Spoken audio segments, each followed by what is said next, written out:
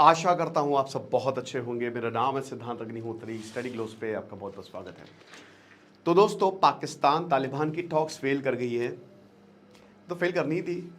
ये देखो पगले को, ख्वाजा आसिफ, इसने बोला था कि अगर टॉक्स फेल कर जाएंगी तो हम वॉर पे जाएंगे। 16 अक्टूबर को आपको पता है कि सीज़ फायर हुआ था और बहुत ज़्यादा दिक्कत हुई थी जब पाकिस्तान ने एयर स्ट्राइक्स की थी। पाकिस्तान एयर स्ट्राइक्स करता है तो बैकग्राउंड आपको पूरा पता ही, हमने चैनल पर कवर किया है। इससे पहले हम आगे बढ़े बता दूं कि हमारा एआई टूल्स का एक शानदार कोर्स है। टोटल 25 लेक्चर्स है, सर्टिफिकेशन कोर्स है 1 साल की वैलिडिटी के साथ।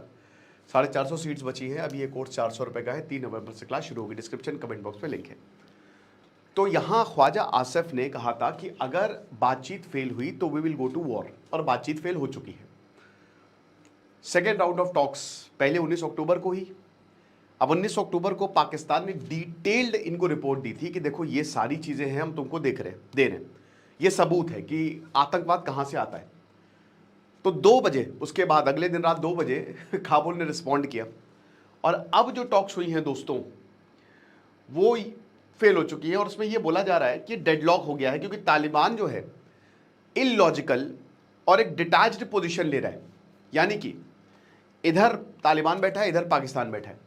ख्वाजा आसिफ बोल रहे हैं कि देखो ये सारे सबूत हैं कि यहाँ हमारी डिमांड यही है कि अगर तुमको बॉर्डर टेंशन खत्म करनी है, और देखो सबूत है, तो टीटीपी तुम्हारी जमीन से ऑपरेट कर रहा है, तो हम साथ में मिलकर खत्म करते हैं ना इन लोगों को। तो तालिबान जो आर्गुमेंट दे रहा है, मुझे नहीं पता आर्गुमेंट क्या है, तो यहाँ पे बताया जा रहा है कि वो उलझुल बातें बोल रहा है। और ये बहुत बढ़िया है क्योंकि जब भारत पाकिस्तान को यही सेम सबूत देता है तो पाकिस्तान भी उलझुल बातें बोलता है। तो कहते हैं ना कि वो कर्मा घूम के आता ही है, ये चक्र जो है ना वो घूम के आता है।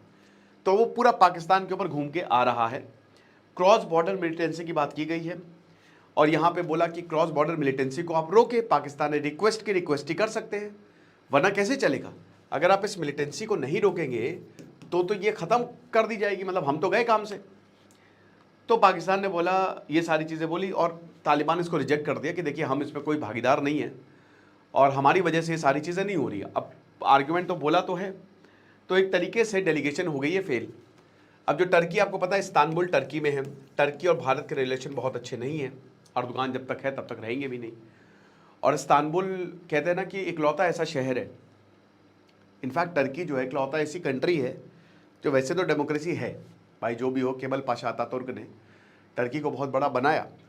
आधा यूरोप और आधा एशिया में है, तो यूरोपियन कल्चर आपको इस्तांबुल में बहुत मिलेगा। बहुत शानदार शहर है, ठीक है। तो वहीं पे ही ये मीटिंग हो रही है। टर्की अब इसमें मीडिएट करने की कोशिश कर रहा है। टर्की कह रहा है कि अरे यार मत करो ऐसा, बड़ी बेइज्जती हो जाएगी, तो प्लीज़ आप लोग दोनों बैठें और कोई कंक्लूजन निकालें। नहीं निकला। पाकिस्तान ने तालिबान को ये बोला है कि आप फर्म, वेरीफाइबल और एक्शन ले टेररिस्ट के खिलाफ जो आपकी ज़मीन से हमला कर रहे हैं, वरना ऐसा मतलब फिर फ़ायदा ही क्या है, मतलब कुछ है नहीं। तो तालिबान ने बोला कि हमारी ज़मीन से कोई हमला नहीं कर रहा है। डोनाल्ड ट्रंप ने बोला है कि हम वॉर को रुकवा देंगे, इस वॉर को भी रुकवा देंगे। शहबाज शरीफ ने डोनाल्ड ट्रंप को मैन ऑफ पीस बोला था, तो बोला कि ये बहुत ही गलत हो रहा है और मैं मीडिएट कर सकता हूँ, मैं अफगानिस्तान और पाकिस्तान के वॉर को भी रुकवा सकता हूँ। भैया कंबोडिया थाईलैंड के वॉर को रुकवा दिया। कल जो है इन्होंने डील साइन करवा दी कंबोडिया और थाईलैंड। आपको पता ना कि हिंदू मंदिर की वजह से ये लड़ाई शुरू हुई थी, ये मैंने लेक्चर भी किया था। तो उस वॉर को भी रुकवा दिया। अब वो सच में रुकवाया एक्चुअल में, ठीक है। तो शायद अगले साल नोबेल पीस प्राइज इनको पक्का है। कंबोडिया के साथ तो थाईलैंड भिड़ा ही था, लेकिन इधर वेनेजुएला के साथ अमेरिका भिड़ रहा है, रशिया के साथ भी अमेरिका भिड़ रहा है। दिक्कतें बहुत ज़्यादा हैं, अनस्टेबिलिटी बढ़ती जा रही है। तो बोला कि देखिए मैं वॉर रुकवाने में एक्सपर्ट हूँ, तो अगर पाकिस्तान अफगानिस्तान मेरी मदद चाहते हैं। लेकिन दोस्तों कैमरा थोड़ा ऑफ हो गया था तो बात यह है कि ऑल आउट वॉर जो है सबसे पहला, देखो ऑल आउट वॉर यार होगा नहीं, बहुत मुश्किल है। इसलिए क्योंकि ऑल आउट वॉर में मतलब पता है टैंक्स उतर जाएंगे, सेना उतर जाएगी, और ये पाकिस्तान अफोर्ड कर नहीं सकता लिटरली। ये तो ख्वाजा आसिफ देखो भांग पी के आता है, अब पता नहीं कौन से सूखे नशे करता है, वो तो बोल रहा है। लेकिन all out war it's next to impossible for Pakistan, because Pakistan simply can't afford it, क्योंकि उनकी इकोनॉमी जा रही है, इकोनॉमी इज इन रुइंस, ठीक है। क्रिप्टो ड्रीम उनका खत्म हो चुका है, सब गॉन, एवरीथिंग इज गॉन, तो उनके पास कुछ बचा नहीं है, ठीक है। तो पाकिस्तान ऑल आउट वॉर में नहीं जाएगा, ये आप मान के चलिए। टैंक्स वैंक्स नहीं भेजेगा, जब उनका काम वैसे ही हो रहा है तो क्यों करेंगे वो। और फिर भाई पलटवार होगा। देखिए तालिबान वो लड़ते आए हैं, है ना, वो लड़ाके हैं। और फिर पाकिस्तान जो है टीटीपी को तो संभाल पा नहीं रहा है, तहरीक लबैक वो अनलीश हो जाएगा। या तो इंटरनली सब यूनाइट हो, लेकिन पाकिस्तान के अंदर सब इतने बटे हुए हैं कि अगर आप ऑल आउट वॉर की तरफ जाएंगे तो आप खत्म हो जाओगे, आप बचोगे ही नहीं। तो सेकंड क्या है? सेकंड है भैया मीडिएशन या फिर पीस। अब देखिए ये ऑलरेडी चल रहा है और ये भी फेल हो गया है ना, ये भी फेल हो चुका है। क्यों फेल हो चुका है आपने देखा? क्योंकि तालिबान ये का बात कभी मानेगा नहीं भाई, वो तो पश्तूलैंड चाहता है। और देखिए तालिबान कभी भी ये नहीं मानेगा जब तक उसको पाकिस्तान की ज़रूरत थी। मैंने आपको बताया था कि जो हक्कानी नेटवर्क है वो पाकिस्तान डोमिनेटेड है और देवबंदी पूरा वो चला रहे, वो पाकिस्तान वाला हिसाब किताब है। तालिबान कभी भी हस्तक्षेप नहीं चाहता, लेकिन पाकिस्तान की वही फितरत है भाई। कराची और लाहौर दो शहर हैं, लाहौर इतना डेवलप है, लाहौर सुंदर शहर है, काफ़ी ज़बरदस्त है, और कराची उतना ही बेकार हो गया है। तो ये कहाँ, ये खाली पाकिस्तान के पंजाब वो अपने आप को सुपीरियर मानते हैं, बाकी सबको ये सेकंड क्लास सिटीजन मानते हैं। तो तालिबान को भी ये यही मान रहे हैं। इनको लगा कि तालिबान का 5th प्रोविंस बन जाएगा, तालिबान तो हमारा भी है, जो भी तालिबान से करेंगे वो होगा। लेकिन ऐसा हुआ नहीं, वो कभी भी हस्तक्षेप, तो इसलिए और अटैक्स बढ़ रहे हैं। फिर उसके बाद बॉर्डर डिस्प्यूट है और बड़ा एरिया है, तो मेन तो रीज़न यही था। और पाकिस्तान के ऊपर आप भरोसा नहीं कर सकते, ये सबने सीखा है।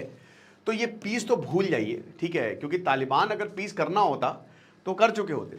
फिर उसके बाद स्ट्राइक्स है ना, जो चौथा ऑप्शन है, वो तीसरा ऑप्शन है, वो स्ट्राइक्स। अब ये होंगी, ये आप मान के चलिए, ये लगातार होती रहेंगी। अब ये हो ही रही है।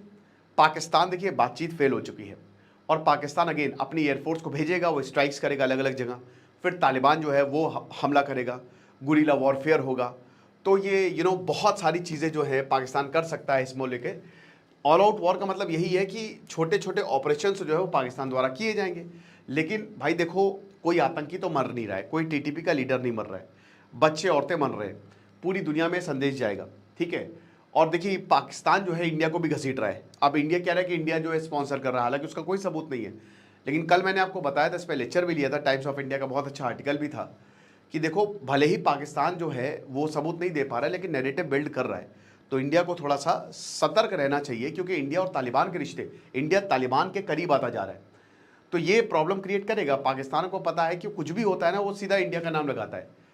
तो ये 3 चीज़ें हैं जो हो सकती हैं, जिसमें स्ट्राइक्स ही होंगी और ये युद्ध जो है वो लगातार चलता रहेगा और इसका अंत पाकिस्तान की बर्बादी से होगा। आपको क्या लगता है मुझे कमेंट बॉक्स में बताइएगा। हमारा छोटा सा ट्रैवलिंग चैनल है, आप सब्सक्राइब करें, डिस्क्रिप्शन कमेंट बॉक्स में लिंक है। बाकी ये बहुत ही शानदार हमारी AI कोर्स है, आप इसको अवेल करें। Thank you so much. अब क्या